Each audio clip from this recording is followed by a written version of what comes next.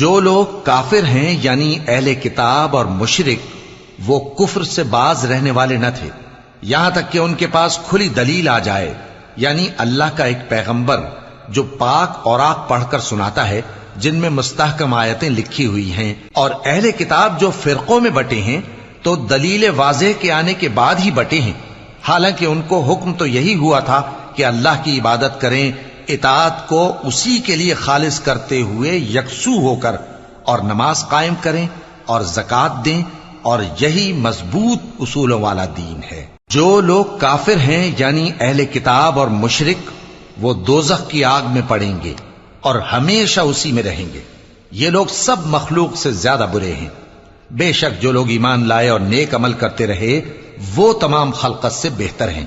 ان کا صلہ ان کے پروردگار کے ہاں ہمیشہ رہنے کے باغ ہیں جن کے نیچے نہریں بہ رہی ہیں، ہمیں